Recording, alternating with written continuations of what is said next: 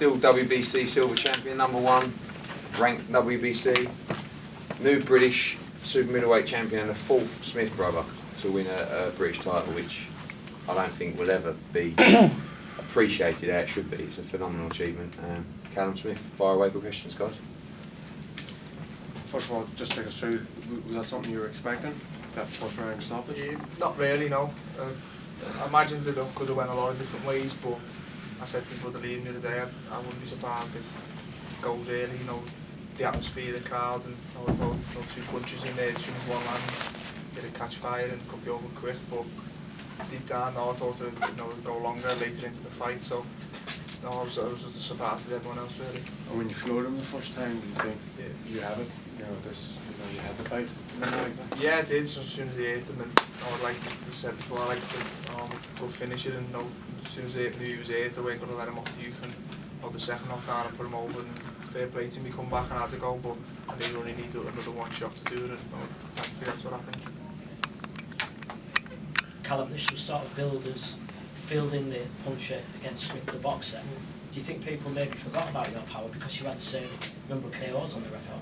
Yeah, 100%. I think early on in my career everyone was saying I was a puncher, and then went to punch with Serge Locher, who'd only lost 2 out of 30, and you're both the world champions on points, and Brass, who's only lost 3 all on points, and comes to George Groves, who comes punch, and I think people sort of looked too much into that and see me go to punch with them too, and forgot that, you know, I can't punch myself, and read a bit too much into Rocky's wins over Brian Bearer, who I feel was past it and was a middleweight, so, but I said let them believe that, and I knew and I was the puncher in the fight to stop people he hadn't, and I was quietly confident that I knew I could hit him. I think he showed tonight. Joe, could you tell us where you put Callum now amongst the super middleweights in this country and the world as well? Well, we're so blessed in this country, so many top world-class super middleweights. James DeGale, I just think James DeGale then Callum Smith, I think it goes. That's how I see it. I'd love the George Groves fight. Don't think to take it, but George has had his chance now, and it's all about Callum Smith. But I do feel Callum Smith is the #2 best super middleweight in this country, and he's only second behind a world champion, James DeGale, former Olympic gold medalist, and a very talented fighter. But I do feel Callum Smith, 1 or 2 more fights, and he'll be ready. Badou Jack, it's a fight that I really like, and we'll be pushing Eddie now to try and get him made mandatory to the WBC for that fight summer next year. So you won 2 before then, yeah? Yeah, I'd like to have him out. I'd like to have him out at the beginning of the year, if possible 1, and then if the second one's a world title, then there we go. But like you say, it's we'll see. We'll sit down and we'll talk. It was a good win tonight, good camp, and everything else has come out injury free, which was pleased about. And if there's any big shows at the beginning of next year, you know, nobody might stick him on him. Have to speak to Scott quick. I told him to do it out of focus. Yeah, Hi Callum, I know one of the main reasons you took the fight was because obviously making it 4 out of 4 brothers, it's all be British champion. Obviously now you've got the belt, time to move on to bigger and better things in your opinion now. I think so, yeah. As I say, I don't believe I'll defend it 3 times, and might not even defend it once, but it was something I felt I needed to do, I needed to win. It was a goal that I set myself. I wanted to become British champion, and thankfully I've done it now, and I've got a good ranking in with the WBC, so I'm focused on that, and the ultimate goal is to become a world champion, and I do believe I can do it next year.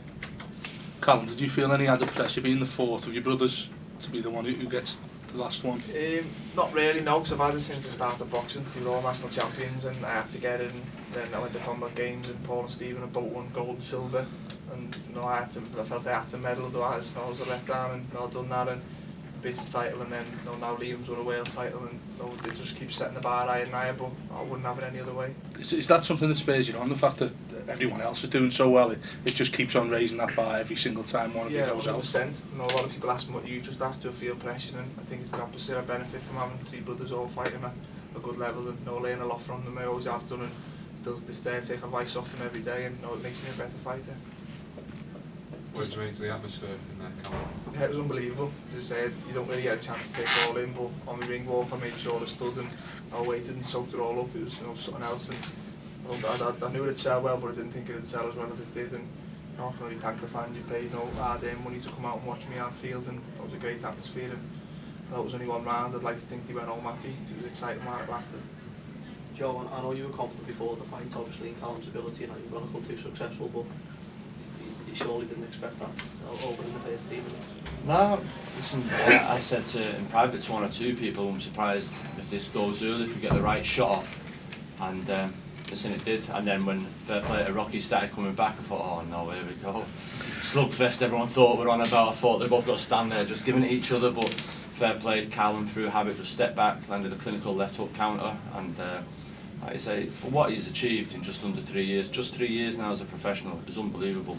He's absolutely took world boxing by storm. He's #1 in the WBC. He's not even been a pro 3 years. There's lads there with Olympic gold medals that haven't done what he's done in the space of 3 years. And it's a fantastic story. And not only the Smiths, the story as well. There should be something at the BBC Sports Personality this year awards for the Team Smith, for a recognition of a team. And the Smith brothers are a team. Liverpool should be right there. If there isn't done anything by BBC, what does it? If there were 4 Smith brothers playing for Liverpool, football, for England, or rugby, or cricket, or tennis, or netball, there's 4 Smith brothers here, created history tonight. I know Eddie's on the phone to the Guinness Book of Records on Monday for me. And cheers, thanks mate. I just said, they went, please don't tell me you got Joe Gallagher. Yeah, so no, it was great. Callum, when you look at the champions, who do you kind of see as not the easiest, but what route would you like? WBC is obviously where you're at. Do you think Badou Jack's the weakest of the champions? Not really, no, because I was impressed with him with Darrell. I think a lot of people put it down to Darrell being poor, but he showed growth. I was impressed with him again. He sticks to a game plan well, he does the basics well, he's hardy, he's a good fighter, and Chudinov's a good fighter, De Gale's a good fighter, and we've seen with Abraham, he knows how to win, he's a good fighter, very experienced, so I don't think there's any easy fights there, but they're all fights that I believe I can win next year, so I wouldn't expect it easy for a world title. To become world champion, be the best in the world, but they are all good fighters in their own right. Were there any nerves today? No, I was saying to these, it was the same nerves I had before Rabras, before any other fight. You get just casual nerves, the normal, it's how you deal with them, but I didn't feel any added pressure in the event. And when I got the venue, I sort of relaxed a lot more when I got in the changing room. And Scott Carl got a win earlier on in the changing room. I prefer it when there's a lot of people in there, and it calmed me down, and I just enjoyed the atmosphere as soon as I made my ring walk. How are you going to celebrate? I go over the hotel now, see a few family, don't really get a chance to see them all, and then I'll go home, have some food, and then I'll go out tomorrow, watch the football with my mates, and I'll enjoy a win. Eddie, how does it feel from your point of view as a promoter, obviously promoting Callum and Rocky? Don't really, one has to lose, but it was in devastating fashion tonight. So yeah, it's never nice to see obviously one of your fighters lose, especially like that. And Rocky, I didn't really think this fight would happen after the last night we had here with Rabras. We were all talking about different directions, but then it took someone to step aside from the position with the ball, and neither fighter would do it. So listen, they did very well tonight, financially, profile, the fight, the occasion. Rocky can come again 100%, but Callum showed that he's a level above. And I honestly think that he's already one of the best super middleweights in the world. I think he beats Badou Jack, I think he beats Chudinov. Such a great division. And I think the convention's coming up with the WBC. Just finished, and we pushed him hard at that convention. And I think, they could make him mandatory next. If not, they'll 100% nominate him for a final eliminator. But that doesn't have to be the route he takes. He's got a great platform now. Head of Sky Sport, Barney Francis, just texted me after the fight saying, wow. And that's kind of what the whole nation thought tonight. And his progression's been absolutely perfect. Joe's done a great job. He's the bane of my life, but also, does a tremendous job for these fighters. And bringing you great now, we'll bring you loads of world titles next year. But we wouldn't have it any other way. And we've got a great team. Great broadcast, a great platform. Everything's mapped out for him. He can be a really big star in the city. Eddie, who would you have in mind over the next fight then for Callum? I'd love him to fight George Groves. Yeah. I've wanted that fight for a long time. I don't think that'll happen next. I think you'll see Groves out sort of January time. But I think Callum needs to box kind of February. I mean, Joe will dictate when he boxes, but December the 12th? yeah, not enough people want to get on that card.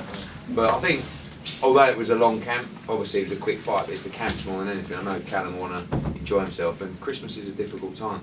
Do you train over Christmas, or do you wait and then box in March? So it's up to these guys. They can box whenever they want. That's the beauty of having, the platform that they've got. So would that be on quick, Frank? maybe, but he's a very expensive fighter now, and I'm not sure Scott Quigg and Carl Frampton would have that. You know what Barry McGuigan's like, you know. What's the situation with Jack? Because they're talking about him fighting Chavez. Yeah, I think he wants the Chavez fight. I think De Gale wants to fight with Jack as well. He's going to have a mandatory at some point, and Callum's #1. So whether they ask for a final eliminator as a possibility, or they could just make him mandatory straight away. We'd have to have by September. The mandatory? Yeah. Yeah. I mean, I think mandatories are called all kinds of times these days. But, you know, I don't think that we're not in any herring rush to go and fight for a world title. You know, I think one for sure, probably two before the world title. But again, you know, I think the Rabras fight was a really good learning fight for him. And I think he learned a lot from that fight. He was topping the bill here, you know, in front of 5,000. Now he's topped it in front of 10,000. And the only way is up, really. I mean, I can't see him having many defences of the British title, but if one comes around quickly and just what Joe wants to do, then we'll do that. But he's in such a great position, and that was a big statement, I think, tonight. You know, a lot of people would have watched that around the world and thought, this kid's the real deal. You mentioned Callum's profile. Do you remember a win like that he'll now be spoken about amongst everyone in? Yeah, it's not just the win tonight, it's the build-up of the show. You know, obviously, you know, would have done good numbers tonight. There was a lot of focus on the show over the last couple of weeks, and particularly on fight week. So, and that's kind of what I said to Rocky. I know he lost in the first round, but you know, you can still take a great deal in terms of profile from these fights. If you win it, and if you win it like that, you know, you can labour through a win on these kind of nights and sort of you bubble on. But when you do that on a night like this, under that kind of pressure, that's when the special fighters separate themselves from the ones that, you know, can labour to an unconvincing win. You know, to put in a win like that is, you know, under that kind of pressure is very impressive.